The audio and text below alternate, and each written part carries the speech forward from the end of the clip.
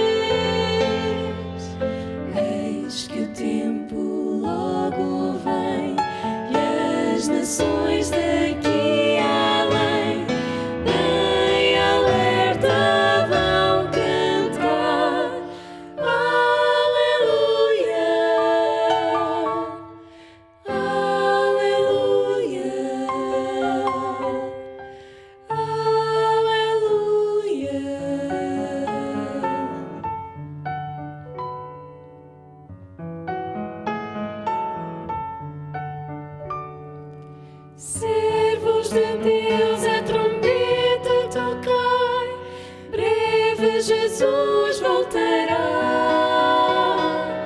A todo mundo a mensagem levai, breve Jesus voltará.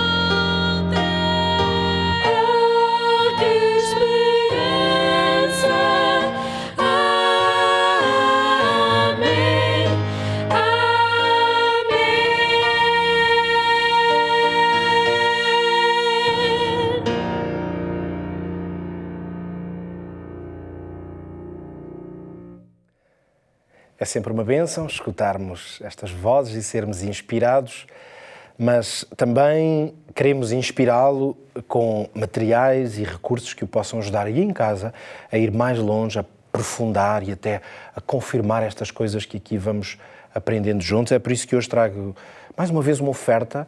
Hoje, uma que já algumas vezes aqui partilhei consigo, mas já há várias semanas que não o fazia. É este pequeno manual, chama-se Histórias de Esperança. Na verdade é um pequeno livro que vai fazer aquilo que temos feito aqui nesta última temporada, que é uma viagem pela vida de Jesus. As histórias de esperança são 15 histórias da vida de Jesus que podem ajudar a transformar a sua própria história. Se quiser receber este manual, envie uma mensagem para nós. Coloque lá Histórias de Esperança, que é a maneira de sabermos logo que é esta a prenda, a oferta que quer receber, 933-939291. Uma pequena mensagem a solicitar então este manual e nós vamos ter muito prazer em fazer-lhe chegar. Para mim é sempre um livrinho um pouco especial porque eu próprio o escrevi, participei na criação deste manual e acredito que ele pode ser uma bênção na sua vida. Acredito, como foi na minha também, no meu caso, eu próprio ter escrito e desenvolvido estas histórias que aqui estão. Hoje vamos continuar com Jesus e com as grandes histórias da sua vida. Hoje também uma história muito especial. Na verdade, vamos olhar para um grupo muito especial, um grupo de homens que eram, neste tempo, na Palestina, muito desprezados, talvez entre os mais odiados, porque poucas pessoas criavam tantos ódios entre o povo judeu como estes a que chamavam os publicanos. Eram vistos como traidores, esta é a realidade. Porquê? Porque eram homens que colaboravam com o poder romano, que obviamente subjugava e dominava aquele território ali, no Oriente, na Palestina. Ora, estes homens enriqueciam, na verdade, à custa do seu próprio povo. Imagine isto. É claro que para a religião oficial, eles, portanto, não eram apenas pecadores ou homens maus. Eles eram vistos como a religião via quase tudo. Aliás, a religião dividia as pessoas entre puras e impuras e estes estavam entre os impuros, os indignos, quase irrecuperáveis. Ora, é precisamente neste espaço, nesta experiência de rejeição, que Jesus vai começar mais uma das suas revelações que vem diretamente do coração de Deus, ou seja, da forma como Deus olha para nós, seres humanos, e o que Ele quer fazer de cada um de nós. É por isso que hoje vamos dar uma olhada à história de Levi, também chamado e mais conhecido no Novo Testamento como Mateus, o discípulo de Jesus. Mateus estava sentado na alfândega, precisamente onde esses impostos eram cobrados, e era o lugar do seu trabalho onde ele estava quando Jesus passou. Agora repare no seguinte, Levi, Mateus, não estava num templo em adoração, não estava numa sinagoga a cumprir um ritual religioso ou ouvir a leitura da Tora, nem sequer estava numa atitude de busca espiritual. Mateus estava no exercício do seu trabalho, no dia-a-dia, mas um trabalho que, na verdade, o excluía da vida religiosa e até da vida social em muitos aspectos. Ainda assim, o que é que aconteceu neste dia? Jesus parou, Jesus olhou para ele e Jesus disse-lhe duas palavras tão simples. Em português, quase que podemos dizer numa única palavra. Uma expressão com um poder brutal de transformação. Lá no capítulo 5 do Evangelho de Lucas, Jesus disse-lhe apenas isto: segue-me. Veja comigo, não houve um discurso, não houve uma argumentação para o convencer, não houve uma explicação sobre condições prévias, não houve sequer a exigência de que Mateus mudasse qualquer coisa antes de receber este chamado de Jesus. Ou seja, vou dizer isto de outra forma, o convite veio primeiro. E a resposta de Mateus foi imediata. O texto diz que, deixando tudo, ele levantou-se e seguiu Jesus. Ora, aqui está, mais uma vez, um princípio essencial, e temos feito este caminho de andar à procura de grandes princípios no Evangelho para a nossa vida. Jesus não chama pessoas quando elas já estão prontas. Não sei se entendeu ou se me ouviu bem. Eu vou repetir, caso estivesse aí por casa meio distraído ou no carro algum barulho que incomodou. Meu querido amigo, minha prezada amiga, Jesus não chama pessoas quando elas já estão prontas, mudadas, transformadas, perfeitas. Jesus chama pessoas para se tornarem novas. Mateus não foi aceite, não foi chamado porque deixou tudo e mudou a sua vida. Mateus deixou tudo e mudou a sua vida porque Jesus primeiro chamou e aceitou. É isto que nós podemos chamar a graça de Deus. Porque a graça é um dom que nos é dado, é uma força brutal que precede a transformação. Vem antes. O chamado deste discípulo, Mateus, revela-nos, portanto, o quê? Que o discipulado seja entrar num caminho de ir lado a lado com Jesus, não depende da nossa posição social, da nossa reputação, do que vem do nosso passado, nem sequer da aprovação religiosa, de alguma autoridade religiosa, seja ela qual for. Entrar neste movimento de discipulado depende de uma coisa apenas: ouvir a voz de Jesus e responder, sem reservas, ir. Para alguns, o que é que significa? Para alguns isto significa deixar as redes. Aliás, tinha sido o caso dos primeiros discípulos de Jesus, como Pedro, André, Tiago e João. Para outros, significou deixar a mesa dos impostos, como Levi e Mateus. Mas para todos, e isso inclui não apenas estes discípulos do passado, mas também a si e a mim, para muitos, se não para todos hoje, significa isto: Cristo acima de tudo. Cristo primeiro. É isto. Mateus, então, depois deste chamado, ele foi tomado por esta alegria de sentir que agora também fazia parte de algo que Jesus o tinha feito, o tinha tornado parte. Então ele vai fazer algo que, no fundo, é uma resposta natural. Mateus vai abrir a sua casa e preparar um banquete para celebrar este novo movimento na sua vida. Esta festa, esta celebração não era uma exibição para se mostrar, era sobretudo para apresentar Jesus, que é isso que nós fazemos quando temos alguém novo na nossa vida. Nós apresentamos. Então Mateus reuniu os amigos, os colegas, pessoas talvez até semelhantes a ele, publicanos, lá está, estes considerados pecadores e excluídos, outros familiares, e Jesus aceitou o convite. Então Jesus neste dia foi e sentou-se à mesa, comeu com eles, conversou com eles. É por isso que podemos dizer que a mesa de Mateus tornou-se um púlpito para a graça de Deus ser manifestada, porque Jesus foi lá. E este gesto, claro, nós já sabemos, isto é uma constante na vida de Jesus. É uma história paralela à de Jesus. Este gesto vai escandalizar um grupo de pessoas. E já sabe, está familiarizado com isto, já sabe, é um grupo de pessoas muito especiais, os fariseus. Foi escândalo. Porquê? Porque para eles a santidade significava separação. Pureza significava distância. Eles não conseguiam compreender um mestre que se aproximava de quem? Dos pecadores. E por isso eles perguntam, não a Jesus, parece que havia ali um respeito para ir ter com Jesus, mas vão falar com os seus discípulos. E então vão dizer-lhe o seguinte: porque é que o vosso mestre come com publicanos e pecadores? Só que Jesus ouviu, e como Jesus ouviu, respondeu. E respondeu com palavras que não são só sabedoria e beleza, como todas as palavras de Jesus, são mesmo uma mensagem que atravessa os séculos. E esta mensagem merece ser lida com um pouco mais de atenção, por isso eu, na verdade, vou aqui à minha Bíblia para nós lermos juntos. Acompanhe-me aqui. Estamos no Evangelho de Lucas, estamos no capítulo 9. E no versículo 31, precisamente, neste chamado de Levi, Mateus, Jesus então vai dizer, depois desta pergunta, porque é que comem com os publicanos? Porque é que ele come com os publicanos e os pecadores? Jesus então respondeu-lhes e disse-lhes assim, note bem, não necessitam de médico os que estão sãos, mas sim os que estão enfermos. Eu não vim chamar os justos, mas sim os pecadores.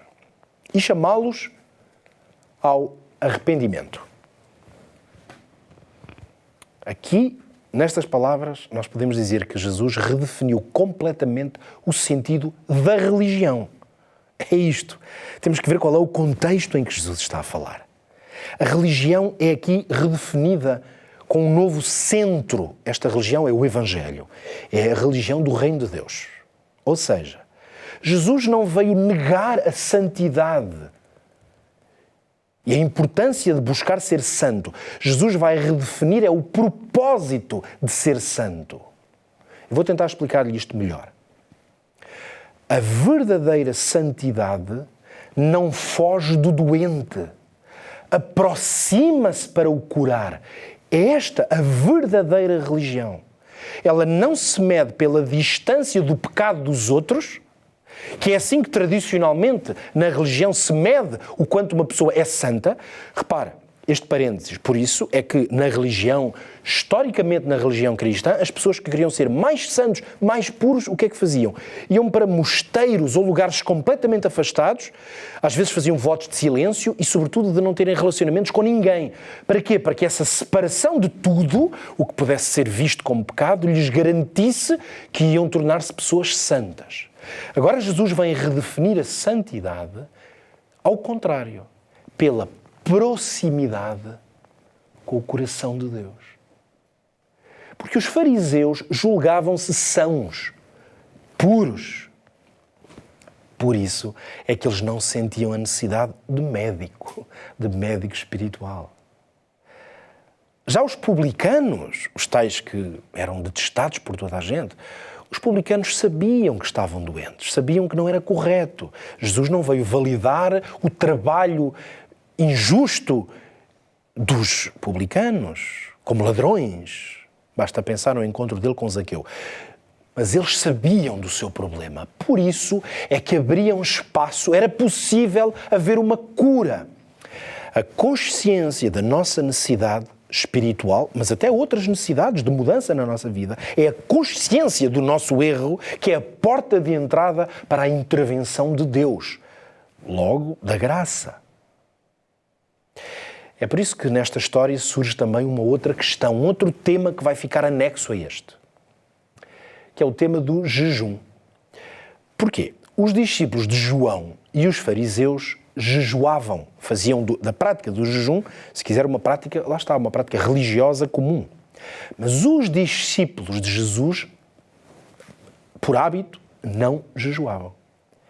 Então, parece haver aqui uma pergunta espiritual muito importante, mas que na verdade escondia uma grande confusão. E por isso é que Jesus vai responder a esta questão que se vai levantar, com ternura, como sempre, e para isso vai usar uma imagem, a imagem de um casamento. E a resposta de Jesus a este questionamento que surgiu foi o seguinte: podem porventura jejuar os filhos das bodas quando está com eles o esposo? O que é que Jesus queria dizer com isto? Enquanto Cristo está presente, o tempo não se confunda, o tempo é de alegria. Porque o Evangelho é isso, o Evangelho são boas notícias. Por isso o Evangelho começa com uma alegria por uma boa nova, não com um lamento por alguma coisa má. Começa com vida, não com o peso ou uma carga.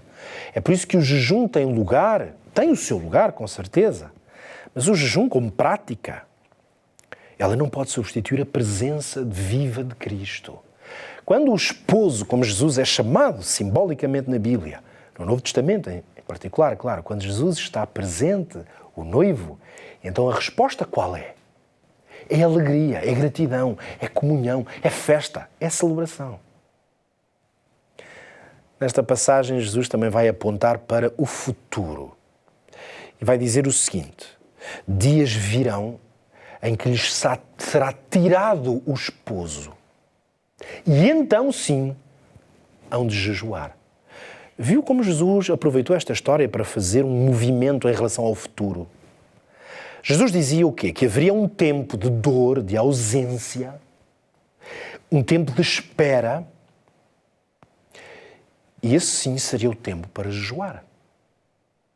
Mas mesmo nesses dias, O relacionamento com Cristo, ele nunca pode ser sustentado por rituais, sejam quais forem. Os rituais podem até ser úteis para dar uma estrutura à nossa fé. O problema dos rituais é que eles têm o risco de se tornarem o centro da experiência religiosa. Logo ficam vazios. Jesus não está à espera de ninguém que cumpra rituais. Jesus está à espera de que pessoas que tenham uma fé viva e um relacionamento íntimo com Ele. Então, Jesus vai ainda apresentar duas outras imagens muito importantes. Vai falar de um remendo novo num vestido velho e de um vinho novo em odres velhos. Então, em Lucas 5 temos lá este registro. Jesus dizia assim: ninguém deita vinho novo em odres velhos. Qual é o ensino de Jesus aqui? Porque é que ele é importante para nós? Deixa-me resumir-lhe isto. Porque o Evangelho não é um complemento da vida velha que nós temos. Esta é a mensagem permanente, é um novo nascimento, é uma nova vida. Não é um ajuste superficial. Não é isso que Jesus quer fazer na sua vida. Não é um ajuste superficial. Não é até aqui não usava gravata, pronto, agora vou usar gravata. Não, o Evangelho é uma transformação profunda. Não tem nada a ver com aparências. Não pode ser encaixada em estruturas humanas. Esse é que é o problema. A maior parte das vezes as estruturas humanas, por exemplo as religiosas, estão endurecidas por orgulho, por tradição vazia, por autossuficiência espiritual e por superficialidade. Isto era o que os fariseus queriam. Mas Cristo não é isso que Ele prega, não é isso que Ele chama. Não é uma religião sem conversão, não é uma prática que não tem o coração. O vinho novo do reino de Deus rompe esses odres velhos, que cheiram mal, na verdade. A graça de Deus jamais se vai acomodar num coração que está fechado. Por isso é que é preciso tornar-se alguém novo, que é humilde o suficiente para entender que tem que mudar, mas que é ensinável, quer dizer, que está disponível para aprender, como um menino. Por isso Jesus tantas vezes falava dos meninos como o exemplo perfeito do que é o seu reino. E Jesus termina finalmente com uma observação. Ninguém, tendo bebido o velho, quer logo o novo, porque diz, melhor é o velho. O que é que isto quer dizer? É um retrato de um perigo espiritual permanente na nossa vida, que é preferir aquilo que já é conhecido àquilo que é verdadeiro.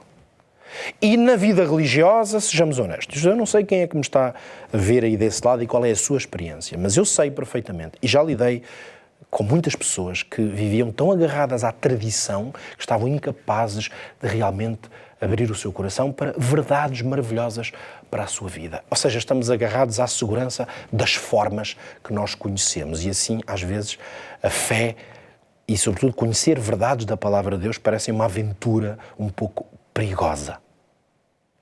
Por isso é que este capítulo não fala apenas de Mateus, nem esta história é sobre Levi Mateus, o publicano. É sobre si, é sobre todos nós. Porque cada um de nós tem a sua própria alfândega. Sabe o que é? A alfândega aqui é uma coisa que nos prende, que nos define, que nos dá identidade. E se isso for uma coisa que não é boa para a nossa vida, Cristo passa, Cristo olha para nós e Cristo chama-nos. E hoje eu tenho a certeza que Jesus está a chamá-lo a si. E o seu convite é claro.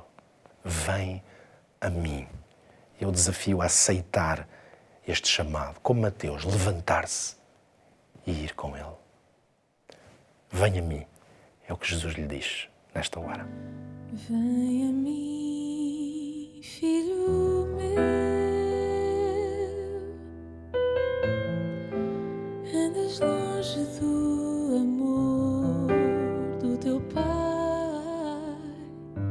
Tenho os braços bem abertos. Estou aqui. Estou aqui. Vejo a dor que te faz chorar. Sei que estás a sofrer. Ouço gritos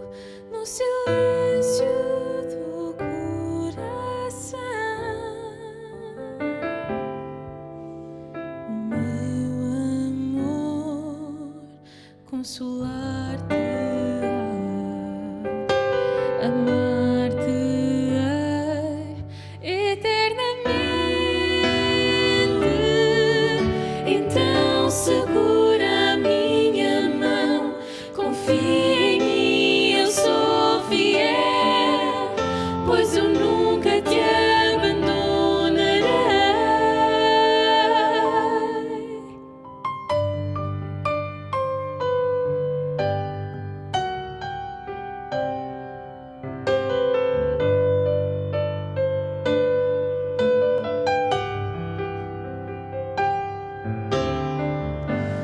Vem a mim, filho meu, andas longe do amor do teu pai. Tenho os braços bem abertos, estou aqui, estou aqui. Vejo a dor que te faz chorar. Sei que estás a sofrer. Ouço o grito no silêncio do coração. Meu amor, consolar-te-á, amar-te-ei eternamente. Então segura a minha mão, confia em mim, eu sou fiel, pois eu nunca te abandonarei. Contigo estou para sempre. O meu amor é para sempre. Nunca te deixarei. Vejo a dor, nunca te deixarei. Estou aqui, nunca te deixarei. Nos meus braços descansa seguro.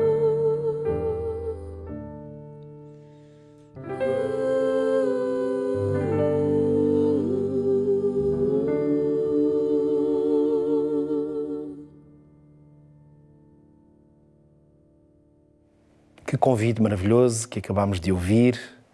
Vem a mim. É um convite que Jesus faz à sua vida. E se hoje quiser aceitar esse convite, entre em contacto connosco. Quem sabe até, diga-nos que quer aceitar Jesus na sua vida. Nós podemos apoiá-lo. Aqui na Novo Tempo temos instrutores bíblicos, pastores, pessoas que o podem ouvir, acompanhar e ajudá-lo nesta caminhada. Se quer aceitar Jesus na sua vida e conhecê-lo e levantar-se para este caminho com ele, entre em contacto connosco. Nosso número é o 933 93 92 91 e estamos disponíveis para o poder acompanhar e ajudar nesse processo. Obrigado por ter aceito o convite e por ter estado hoje aqui comigo, na Voz da Esperança. Se Deus quiser, voltamos no próximo episódio, ok? Fica combinado o nosso encontro. Que Deus o abençoe.